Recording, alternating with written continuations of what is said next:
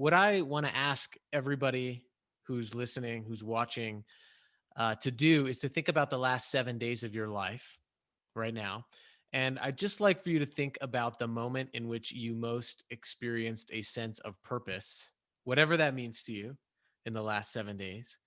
And if you could type into the chat, so that chat function down at the bottom there, what you were doing. So, two words that describe what you were doing and two words that describe what you were feeling in that moment.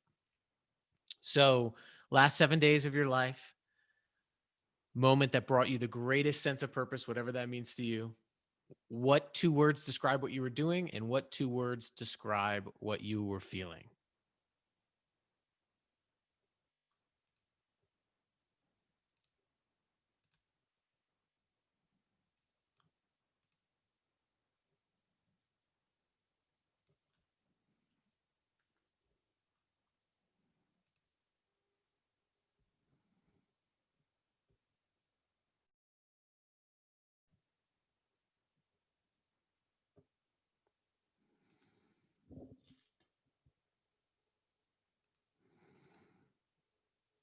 Sharing story, nervous, grateful, listening, laughing, connected, lighter, valued, that I could comfort somebody, problem, exploring. Paul says joy, joy with an exclamation mark. I love this. Motivating my family, excitement and joy, connecting people, fulfillment. So if you're needing a little boost of whatever this morning or this afternoon, just read this chat and you'll get the essence of what purpose does for us real time. I've been sitting in on Zoom meetings a lot lately, and some Zoom meetings start with people complaining they're on a Zoom meeting. And if you imagine how that undercuts meaningfulness, hey, I wish we could be anywhere but here. Let's go on with this meeting. This question is one of the most powerful you could practically right off the bat ask your people, and ask yourself in the last 7 days, when have I experienced purpose? What was I doing? What was going around? I feeling. It's the most powerful data you can gather about yourself. And if you'll notice in the chat here, you'll see that almost nobody was isolated finding purpose and meaning, right? Almost everyone had to, raising kids, family had to do with contribution. And when we ask thousands of people across the world when they experience purpose, it's always, almost always centered around being connected with something outside yourself. Notice nobody wrote in here, I experienced purpose when I got my direct deposit, or when I got that next job title, right? Or I got that paycheck. Yet, often these things are the things that dominate our narratives in our minds.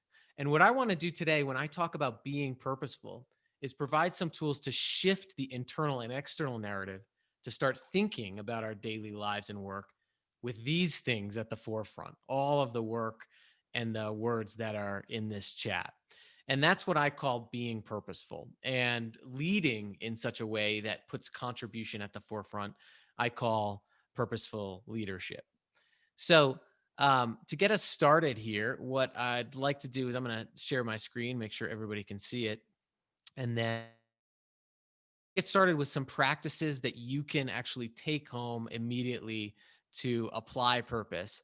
But first, I have to reflect on what happened to me at the beginning of this pandemic.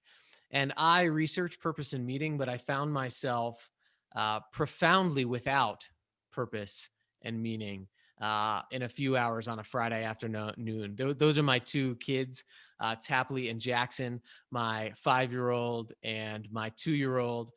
And it was a Friday afternoon in March when everything here in the US, at least, started getting shut down.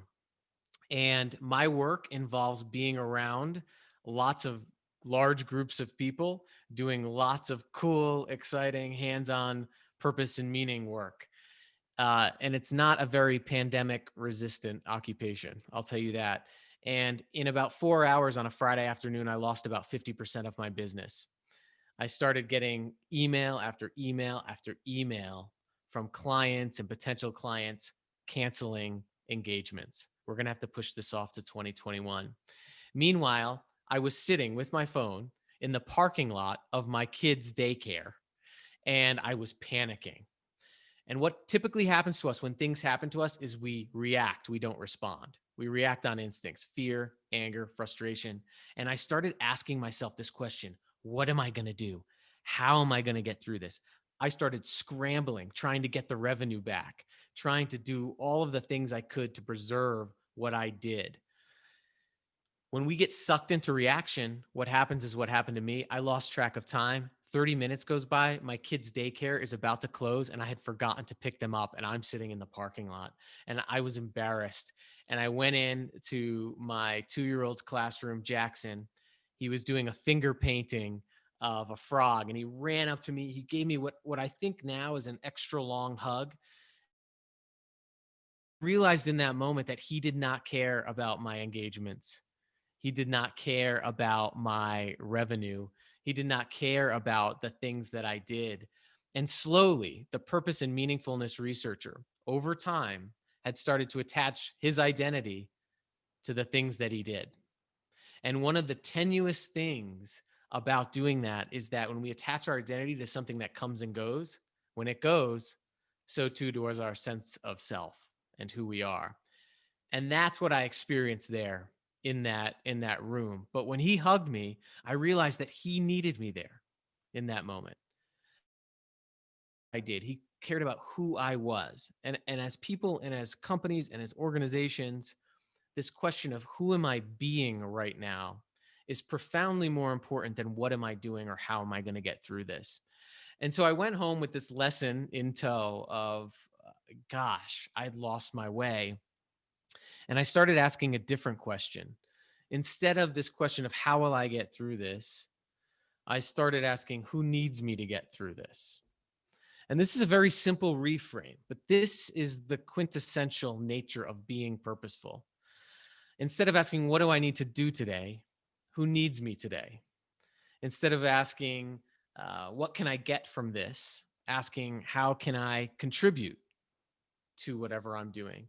And this shift changed everything. I started thinking about relationships I haven't thought about in a long time. I started thinking about areas and places I could use my strengths to contribute to other people. I started creating networking opportunities. It might be one of the reasons why I'm doing this talk right now.